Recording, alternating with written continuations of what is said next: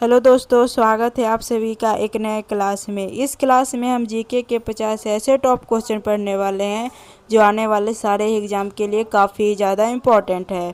तो चलिए क्लास को शुरू करते हैं। पहला सवाल है, नालंदा विश्वविद्यालय की स्थापना किस गुप्त शासन वंश ने की थी। ये क्वेश्चन काफ़ी ज़्यादा इम्पोर्टेंट है कि नालंदा विश्वविद्यालय की स्थापना किस गुप्त शासन ने की थी। तो इसका राइट आंसर हो जाएगा ऑप्शन नंबर सी, कुमारगुप्त प्रथम ने की थी। अगला प्रश्न, श्वेत क्रांति का संबंध किससे है। ये भी क्वेश्चन काफ़ी ज़्यादा इम्पोर्टेंट है कि श्वेत क्रांति का संबंध किससे है। ऑप्शन अंडा उत्पाद, दूध उत्पाद, मत्स्य पालन उत्पाद या कपास उत्पाद। तो इसका राइट आंसर हो जाएगा ऑप्शन नंबर सी। इसका राइट आंसर होगा ऑप्शन नंबर बी, दुग्ध उत्पाद से संबंधित है। अगला प्रश्न, प्रसिद्ध गायत्री मंत्र का उल्लेख किस वेद से मिलता है। जो हमारा प्रसिद्ध गायत्री मंत्र है उसका उल्लेख किस वेद से मिलता है। ये भी क्वेश्चन काफ़ी ज़्यादा इम्पोर्टेंट है कि हमारे प्रसिद्ध गायत्री मंत्र का उल्लेख किस वेद से मिलता है। तो इसका राइट आंसर हो जाएगा ऑप्शन नंबर सी। अगला प्रश्न, बौद्ध धर्म के प्रवर्तक गौतम बुद्ध का जन्म कहाँ हुआ था। ये भी क्वेश्चन काफ़ी ज़्यादा इम्पोर्टेंट है कि हमारे बौद्ध धर्म के गौतम बुद्ध का जन्म कहाँ हुआ था। तो इसका राइट आंसर हो जाएगा ऑप्शन नंबर डी। अगला प्रश्न, दिल्ली सल्तनत की पहली और एकमात्र महिला शासिका कौन थी। ये भी क्वेश्चन काफ़ी ज़्यादा इम्पोर्टेंट है कि दिल्ली सल्तनत की पहली एकमात्र महिला शासिका कौन थी। तो इसका राइट आंसर हो जाएगा ऑप्शन नंबर ए। अगला प्रश्न, दी ए इलाही नामक नया धर्म किसने शुरू किया था। जो दी ए इलाही नामक धर्म है यह धर्म किसने शुरू किया था। तो इसका राइट आंसर हो जाएगा ऑप्शन नंबर सी, अकबर ने शुरू किया था। अगला प्रश्न, सती प्रथा का अंत किस ब्रिटिश गवर्नर जनरल के समय हुआ था। जो सती प्रथा का अंत था वो किस ब्रिटिश गवर्नर जनरल के समय में हुआ था। तो इसका राइट आंसर हो जाएगा ऑप्शन नंबर बी। अगला प्रश्न, इनकलाब जिंदाबाद का नारा मुख्य रूप से किसके लिए प्रसिद्ध है। ये क्वेश्चन काफ़ी ज़्यादा इम्पोर्टेंट है कि जो इनकलाब जिंदाबाद का नारा है वह किसके लिए सबसे ज़्यादा प्रसिद्ध है। तो इसका राइट आंसर हो जाएगा option number B, Bhagat Singh के लिए प्रसिद्ध है। अगर क्वेश्चन ऐसे पूछे कि भगत सिंह का जन्म कब हुआ था तो उनका जन्म हुआ था 1907 ईस्वी को।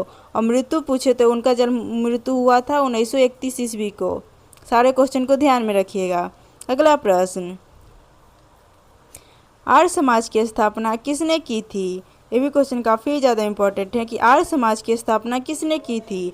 तो इसका राइट आंसर हो जाएगा option number B, Swami Dayanand Saraswati ने की थी। अगर आपसे पूछे कि आर्य समाज की स्थापना कब हुई थी तो स्थापना हुई थी 1875 ईस्वी को। अगला प्रश्न,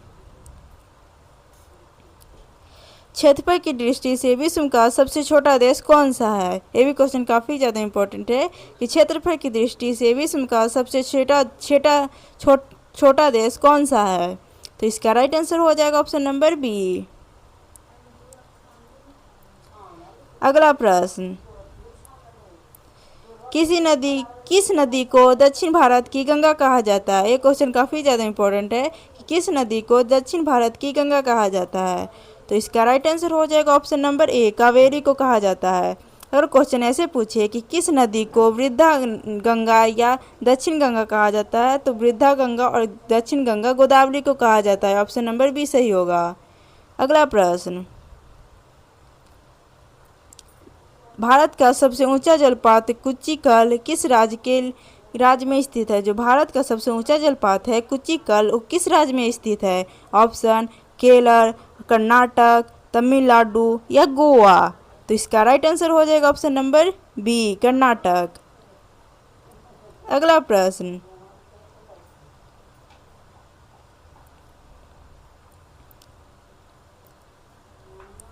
कनाडा बैंक का मुख्य कार्य किस क्षेत्र को विकसित करना है। जो कनाडा बैंक है उसका मुख्य कार्य किस देश क्षेत्र को विकसित करना है। तो इसका राइट आंसर हो जाएगा ऑप्शन नंबर बी कृषि और ग्रामीण के लिए विकसित करना है। अगला प्रश्न, नदा देवी पर्वत चोटी भारत के किस राज्य में स्थित है? जो नदा देवी चोटी है वो भारत के किस राज्य में स्थित है? तो इसका राइट आंसर हो जाएगा ऑप्शन नंबर सी। अगला प्रश्न, पृथ्वी की सबसे ऊपरी परत को क्या कहते हैं? ये क्वेश्चन काफ़ी ज़्यादा इंपॉर्टेंट है कि पृथ्वी की सबसे ऊपरी परत को क्या कहते हैं? तो इसका राइट आंसर हो जाएगा ऑप्शन नंबर बी। अगला प्रश्न, विश्व की छत किसे कहा जाता है? ये भी क्वेश्चन काफ़ी ज़्यादा इंपॉर्टेंट है कि जो हमारे विश्व का छत है उसे किसे कहा जाता है? तो इसका राइट आंसर हो जाएगा ऑप्शन नंबर बी। अगला प्रश्न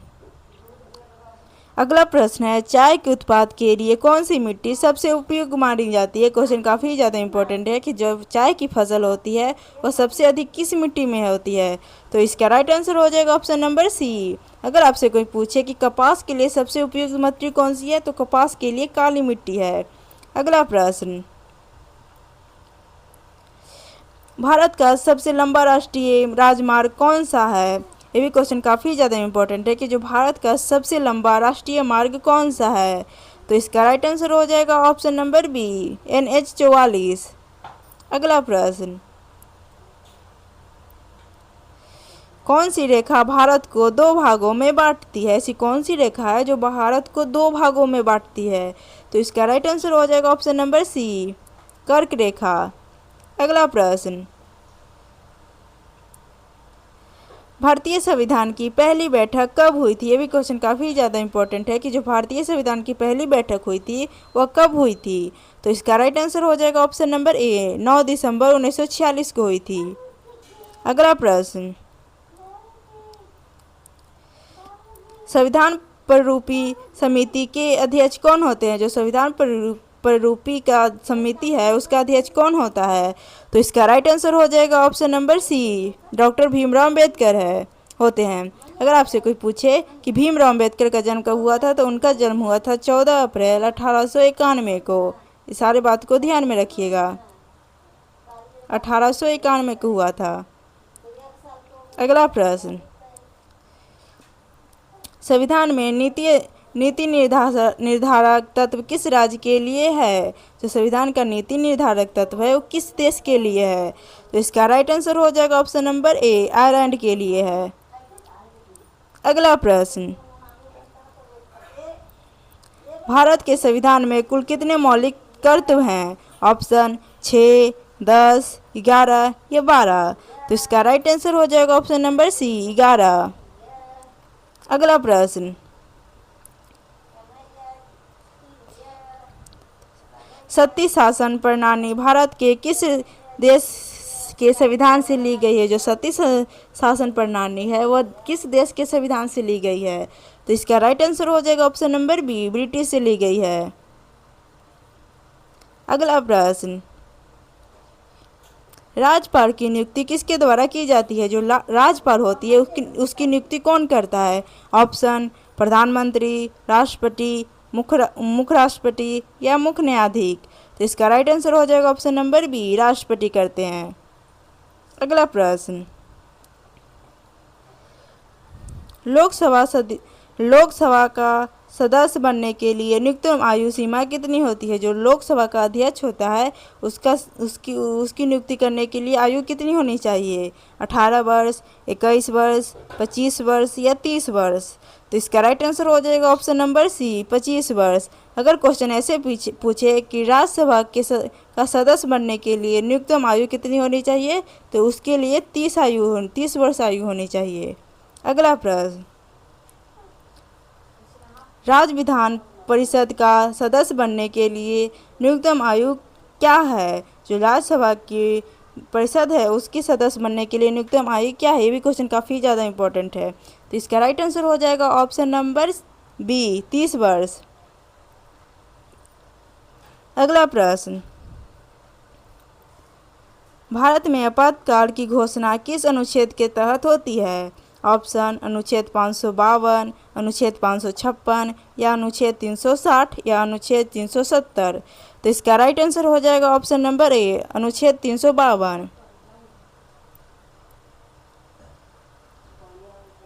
अगला प्रश्न, प्रकाश की गति निर्वात में कितनी होती है। क्वेश्चन काफ़ी ज़्यादा इंपॉर्टेंट है कि जो प्रकाश की चाल होती है निर्वात में कितनी होती है। तो इसका आंसर हो जाएगा 3 × 10⁸ पर मीटर होती है। अगर आपसे कोई पूछे कि प्रकाश की चाल सबसे ज़्यादा कहाँ होती है, तो प्रकाश की चाल सबसे ज़्यादा निर्वात में होती है। अगला प्रश्न, शुद्ध जल का पीएच मान कितना होता है। ये क्वेश्चन काफ़ी ज़्यादा इंपॉर्टेंट है कि जो शुद्ध जल होता है उसका पीएच मान कितना होता है। ऑप्शन 0, 7, 14 या 6.5। तो इसका राइट आंसर हो जाएगा ऑप्शन नंबर बी। अगर आपसे कोई पूछे कि शुद्ध जल अम्लीय होता है कि क्षारीय होता है कि उदासीन होता है, तो इसका आंसर हो जाएगा कि शुद्ध जल उदासीन होता है, ना तो अम्लीय होता है ना वो क्षारीय होता है। अगला प्रश्न,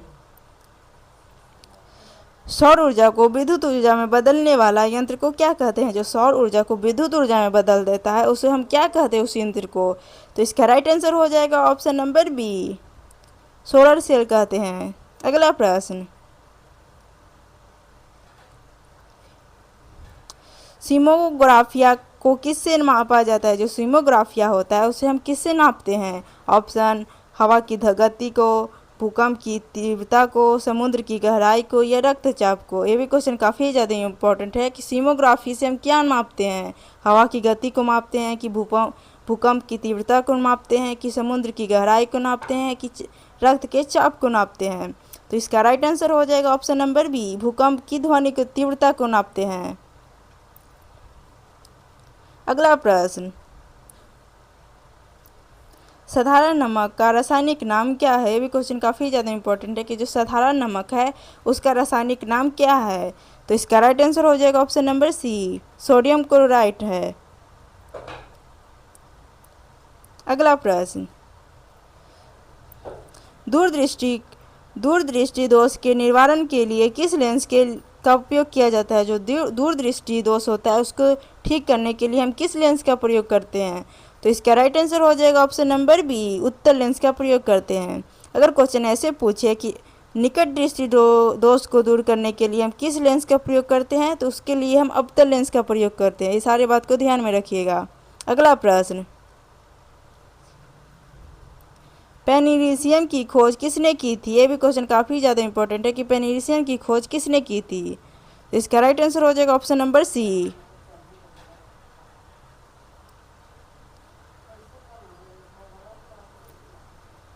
अगला प्रश्न, मानव शरीर की सबसे छोटी हड्डी कौन सी है। ये क्वेश्चन काफ़ी ज़्यादा इंपॉर्टेंट है कि मानव शरीर की सबसे छोटी हड्डी कौन सी है। तो इसका आंसर हो जाएगा ऑप्शन नंबर बी, कान की हड्डी सबसे छोटी हड्डी होती है। अगर क्वेश्चन ऐसे पूछे कि मानव शरीर की सबसे बड़ी हड्डी कौन सी है, तो फीमर होती है। फीमर कहाँ होती है, जांघ में होती है। यह शरीर की सबसे मजबूत हड्डी मानी जाती है। ये भी बात को ध्यान में रखिएगा। अगला प्रश्न, भारत में वस्तु एवं सेवा कर किस प्रकार का है। जो भारत में वस्तु एवं सेवा कर है वह किस प्रकार का है। प्रत्यक्ष है, अप्रत्यक्ष है, व्यापारिक है, ये इनमें से कोई नहीं है। तो इसका राइट आंसर हो जाएगा ऑप्शन नंबर बी, अप्रत्यक्ष है। अगला प्रश्न, भारत के 1 रुपये नोट में किसका हस्ताक्षर होता है। मतलब भारत में जो 1 रुपये का नोट है उस पर किसका साइन होता है। तो इसका राइट आंसर हो जाएगा ऑप्शन नंबर सी, वित्त सचिव का साइन होता है।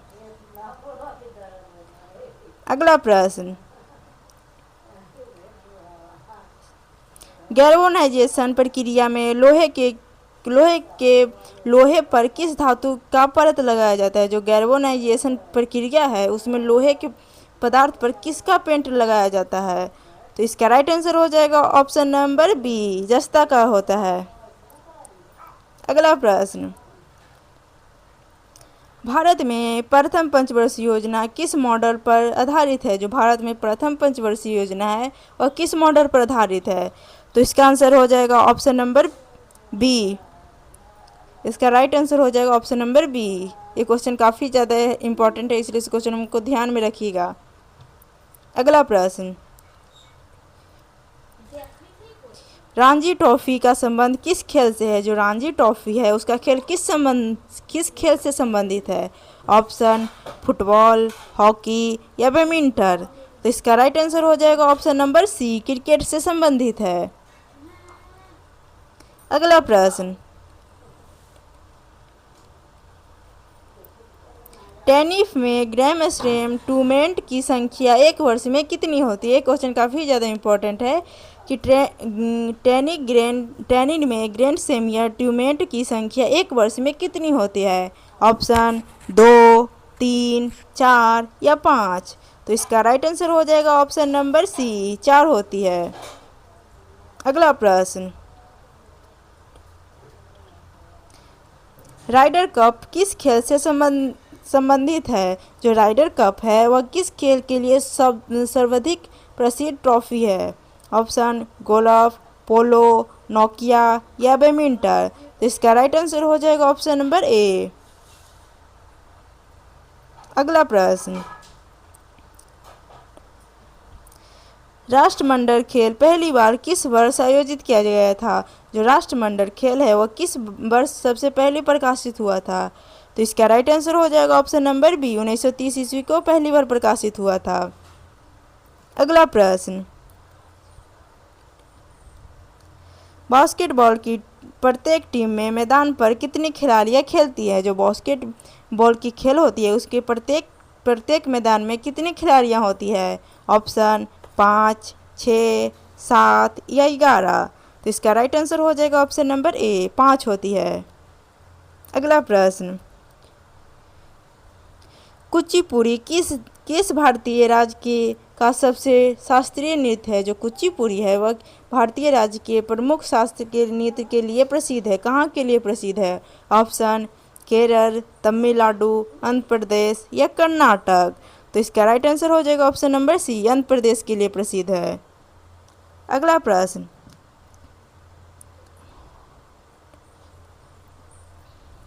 गरबा और इटालियन मुख्य रूप से किस राज्य के प्रसिद्ध लोक नृत्य है? जो गरबा और इटालियन है वह किस देश के लिए सबसे लोकप्रिय नृत्य माना जाता है? ऑप्शन राजस्थान, गुजरात, महाराष्ट्र या पंजाब। तो इसका राइट आंसर हो जाएगा ऑप्शन नंबर बी, गुजरात के लिए। अगला प्रश्न,